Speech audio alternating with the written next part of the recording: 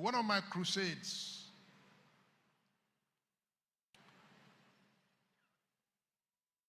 I asked all the women who came to the crusade barren over the years,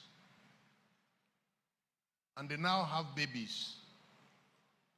I asked them, bring out those babies, let me see them. And they brought 300 children. Then I said, well, Yemi, you've preached in the crusade before. Then I said, I don't want to lose them. They should grow up where they were born. Samuel grew up in Shiloh until he became. So I don't want them to scatter. So I asked them to form a choir. And they formed children choir, 300 children. And they sing in my crusade every year. Their mothers join them.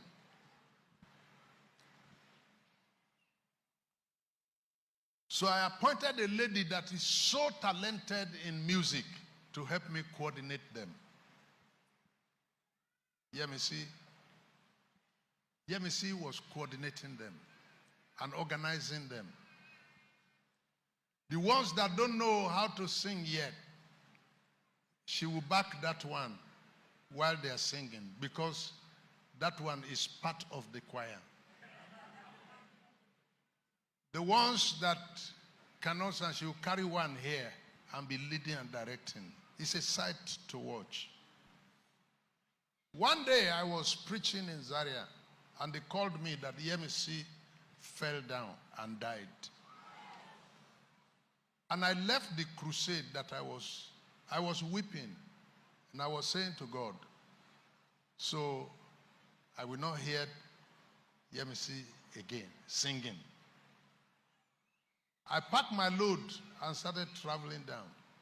I met her in the University of Ilorin Teaching Hospital, almost lifeless. And I went to her and held her leg. Muwake!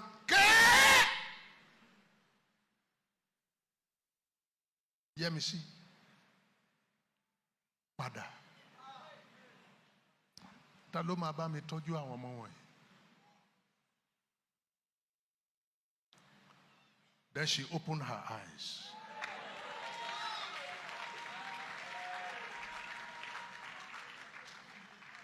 And looked at me and said, Dad, why did you call me back? I had entered gate 6. It remained 1. And the angel to open gate 7 put hand on the handle to see. And gate 7 is a glass door. And I could see paradise. I was already seeing Abraham. I was already seeing the angels in their choir and in their regal. And the angel put a hand on the handle to open it. I suddenly closed it back and said, go back. Your pastor has not released you. Bada. And then she looked back and saw me weeping. And I was saying to her, Yemisi níbo ló ń lọ? Ta ló máa bá mi tọ́jú àwọn ọmọ wọ̀nyí? Come back. She on her own removed the oxygen, removed the drip, all the gadgets attached to her. She removed it and got up, and we went home.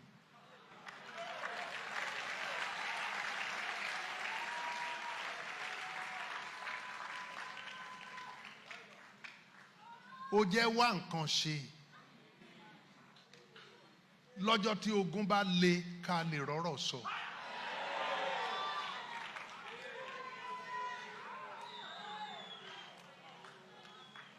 Ṣé kí n tún sọ? Ó jẹ́ wá, má jókòó bó ṣe jókòó yìí. Don't sit down the way you sit down in church.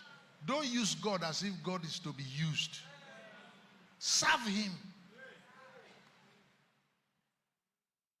So that whenever there is problem, we will have something to say. I'm a ring console.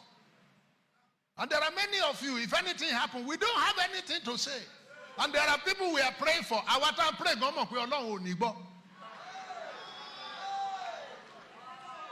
because go see basis. Religious prayers, political prayers, we do that a lot. Otherwise, we no lo tún máa sọ pé o ní kẹ́ gbàdúrà fún pé o gbàdúrà fún. Àwa tá ń gbà tí mọ̀ pé àdúrà yóò lè gbà. Eléyìí ò lè, Ọlọ́run ò lè gbọ́ àdúrà eléyìí. Ó jẹ́ wá nǹkan ṣe so that ọjọ́ tí ogun bá lé, a ó lè ṣe kí ni? A lè rọ́rọ̀ sọ.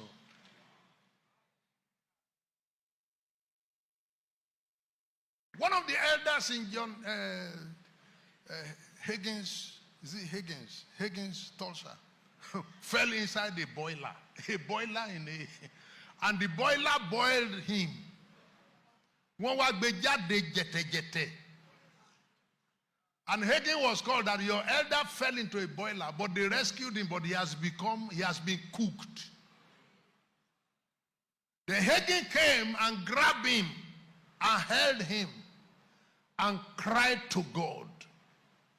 And an angel of God appeared and repaired all the damages in the body and told Higgins, go back with your elder. Go back to church with your elder. Because he's a serving elder. And if we allowed him to go, we will miss him. I pray that you will add value to your discipleship.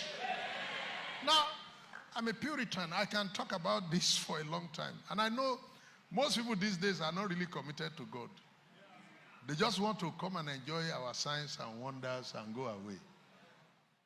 I am the one to tell you that it doesn't work like that. It doesn't.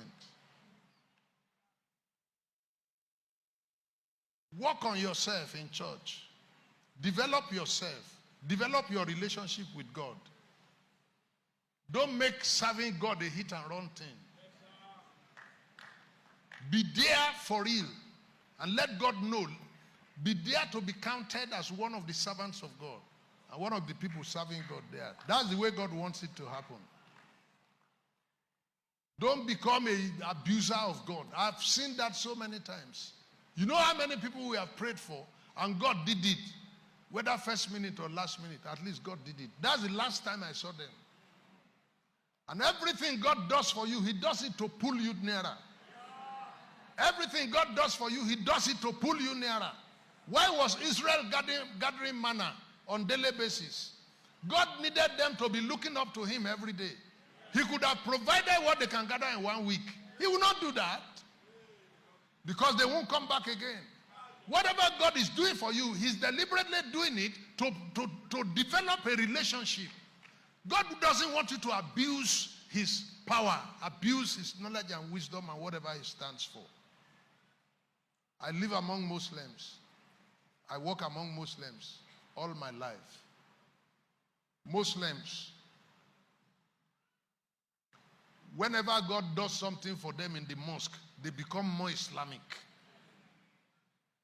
I know Muslims who don't even know where to face when they are doing prayer. But when God does something for them, if they secure a political appointment, they become more Islamic.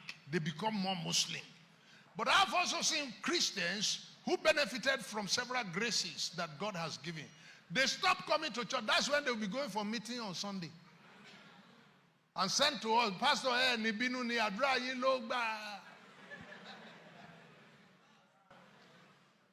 And very soon they return from Abuja and come to nothing.